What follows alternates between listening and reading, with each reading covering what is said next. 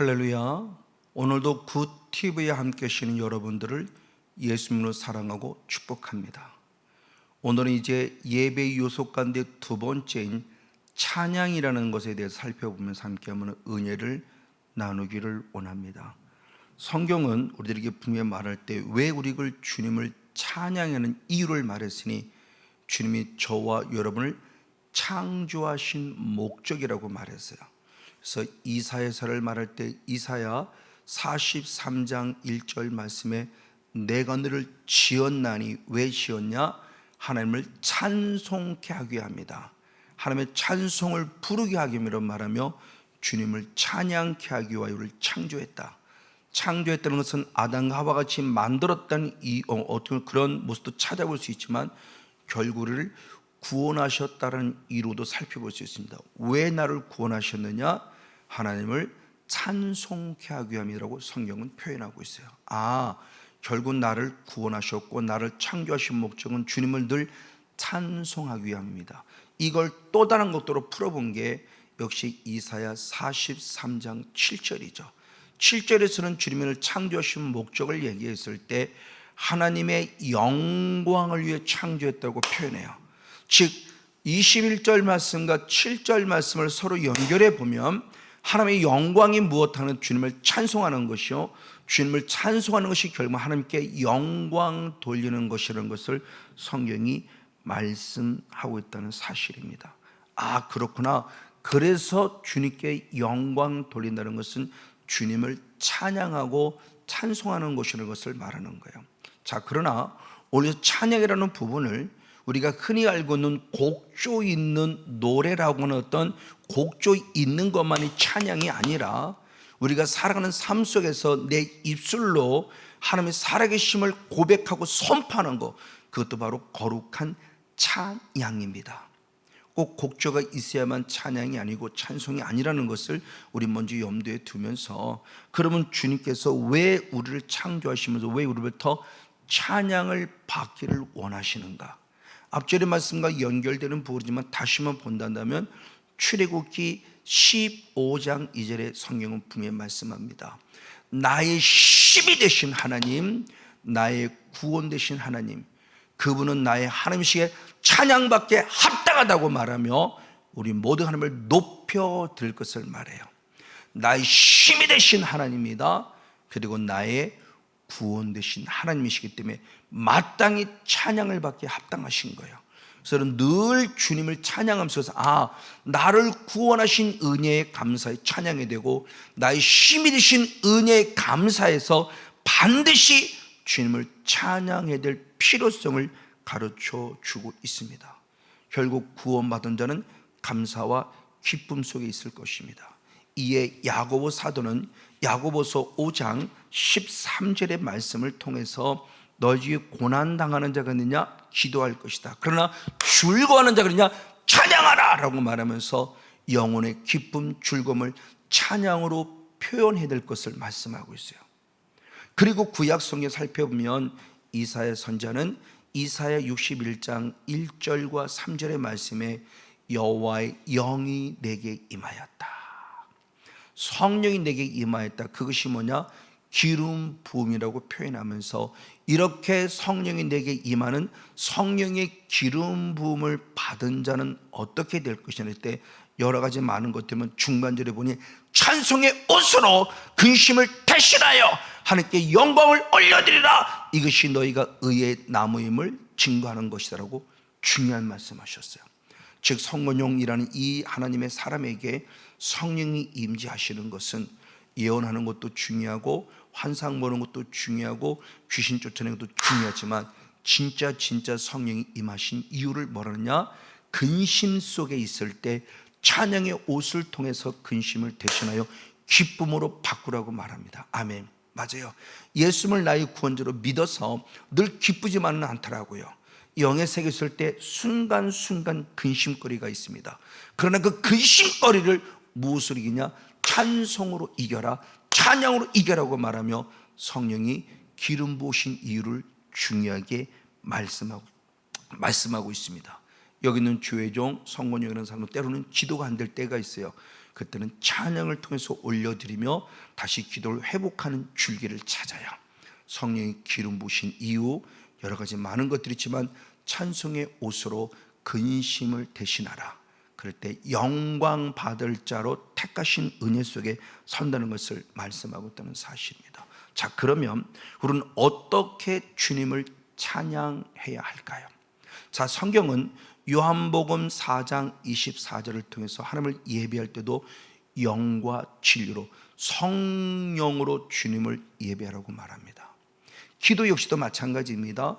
에베소 6장 18절의 말씀에 성령 안에서 기도하라, 성령으로 기도하라고 말씀합니다.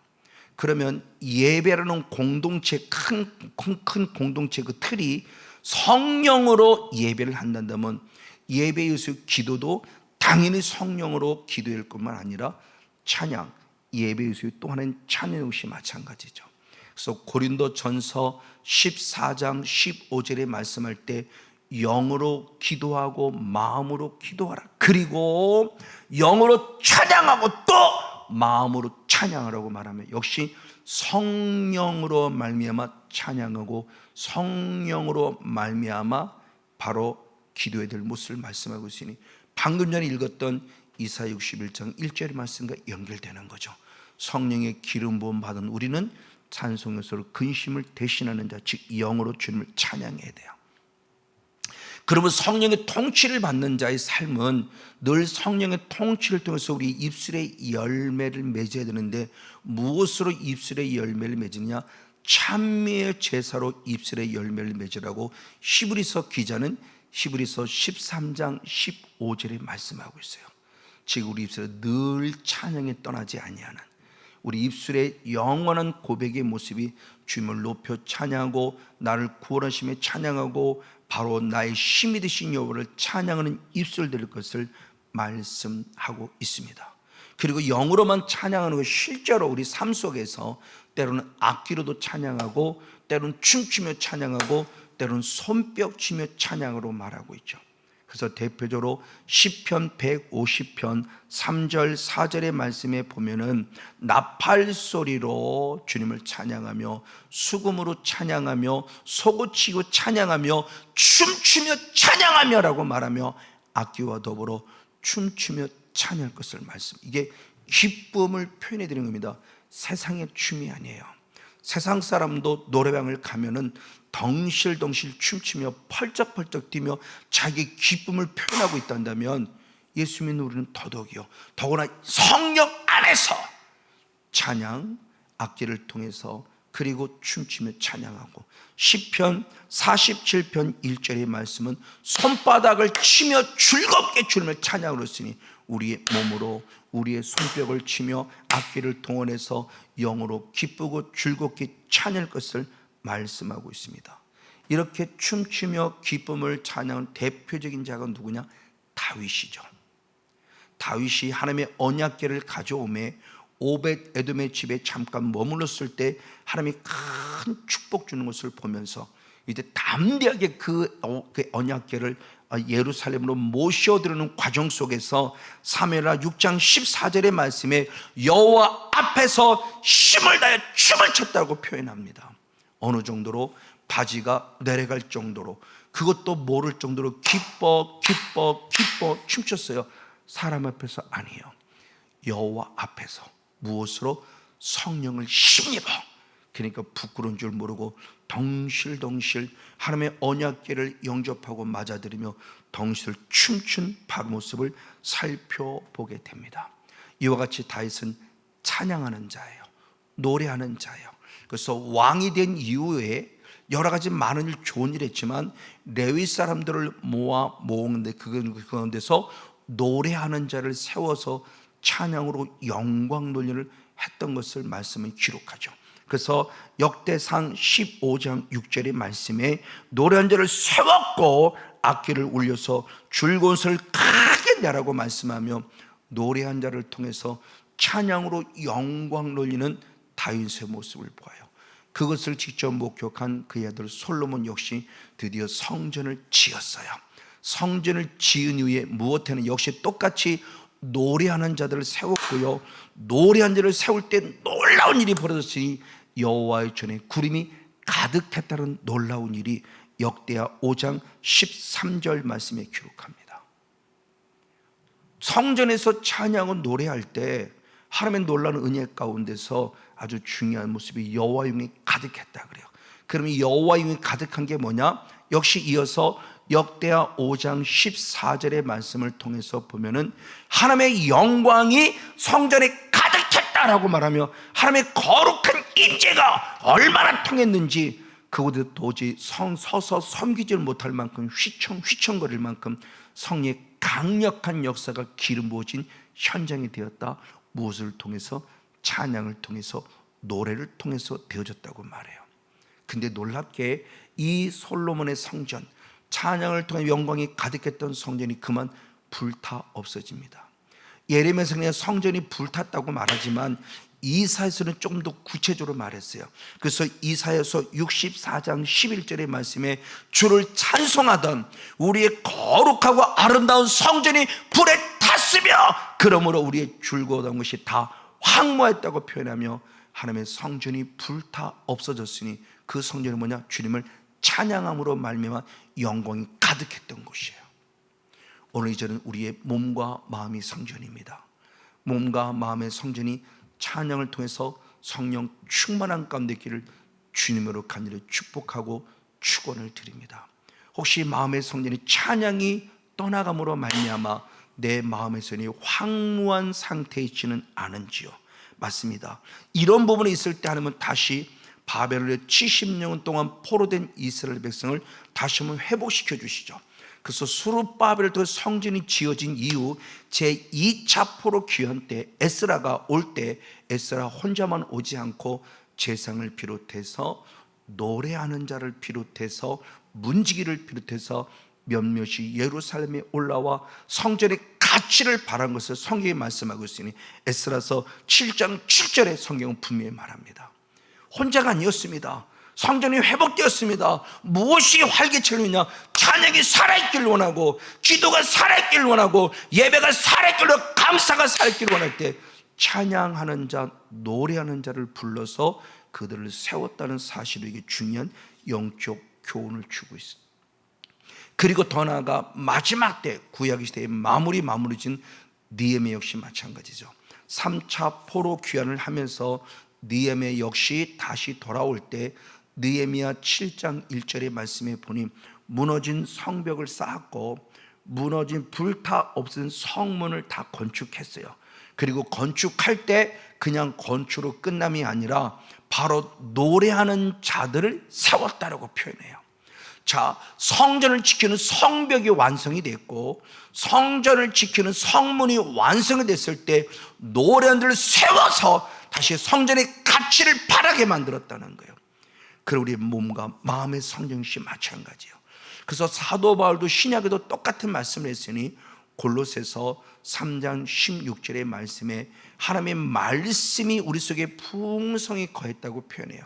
그럼 말씀이 풍성히 거로 다 끝나냐? 아니다. 말씀이 풍성히 거한 자에는 어떤 은혜가 있느냐? 시와 찬미와 신령한 노래로 하나님을 찬양했다고 표현해요. 감사함을 표현했다고 표현해요. 즉 말씀이 풍성히 거하면 거할수록 우리의 영혼이 살아 숨쉬기 때문에 그 기쁨을 표현할 수 있는 바로 방법이 찬양이라는 방법으로 하나님께 영광 돌렸다는 것을 얘기해요.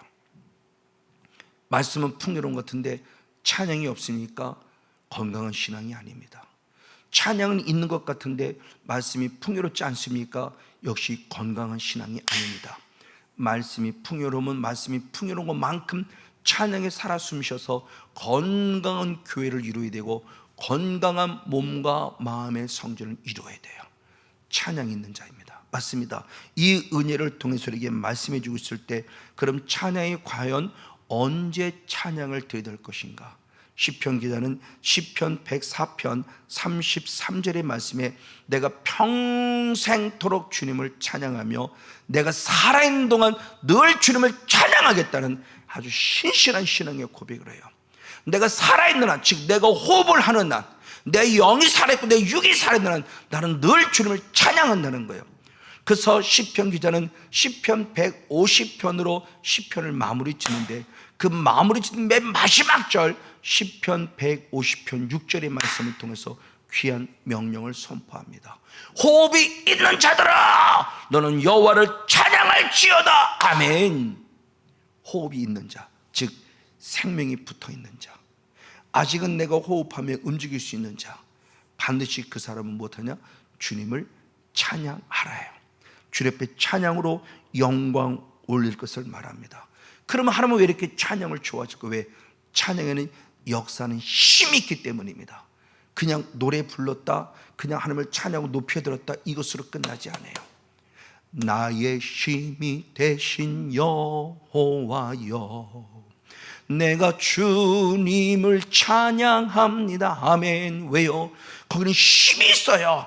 여호와의 능력이 있어요. 그런 대표적인 몇 가지 사건이 있으니 가장 먼저는 다윗을 통해 볼 수 있습니다.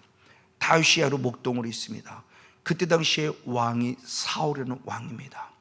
사울이라는 왕에게 악한 영이 임하면서 머리가 너무너무 아파요. 너무너무 힘들어요. 그때 하나님의 은혜 가운데 다윗을 붙여줬습니다. 다윗을 붙여주면서 다윗이 수금을 치며 찬양합니다. 그때 놀라운 일이 벌어졌으니 사무엘상 16장 23절의 말씀에 다윗이 수금을 치며 찬양할 때 악한 영이 떠났고 그가 상쾌하게 따섰다. 할렐루야. 이게 찬양의 힘입니다. 단순히 흥에 겨운 노래가 아니에요. 그럼 이렇게 다윗이 수금을 칠 때 악한 영이 떠나며 병을 고침할 이유는 어디에 있을까요? 다윗이 영의 사람이기 때문입니다. 이미 앞에서 봤듯이 영으로 찬양해 드렸는데 다윗은 영의 사람이었으니 사무엘상 16장 13절의 말씀에 사무엘이 기름을 부음에 여호와의 영이 다윗에게 충만하여 감동되었더라. 할렐루야. 그 하나님의 영으로 채워진 영권의 종이기 때문에 그가 복음을 전하고 찬양할 때 사울왕의 악한 영이 떠나는 은혜를 통해서 여호와를 아파 치유의 능력이 임했다는 거죠. 이 부족한 주의 종도 제가 50세의 은혜를 입고 지금 4년이 지난 64세가 되었음에도 불구하고 저도 지금 찬양을 직접 인도하고 리드해 가면서 찬양을 통해서 나타나는 역사들을 많이 경험했어요. 뼈가 아픈 자들, 뼈가 부러진 자들이 치유되고 회복되니 찬양할 때, 춤출 때, 펄쩍펄쩍 뛸 때 많은 간증거리가 있습니다. 왜? 제가 잘났다가 아닙니다. 성령의 통치를 받고 성령으로 일하니까 다윗을 통해서 사울의 악한 영이 떠나며 치유받은 거죠. 부족하지만 저희들은 성령의 통치를 받고 그 찬양 속에 임할 때 많은 영혼을 살려는 일을 하는 통로가 되었다는 사실을 간증으로 영광 돌릴 수 있습니다. 또 한 부분 속에서 유다의 왕 여호사밧 왕이 암몬과의 싸움에 있었습니다. 육적인 군사력으로는 도저히 싸워 이길 수가 없어요. 그때 하나님께서 귀한 음성을 들려줍니다. 역대하 20장 20절 중반절 위의 말씀이니 하나님을 신뢰하라, 내가 견고하리라. 선자를 신뢰하리라, 내가 형통하리라 라는 축복의 음성을 주셨어요.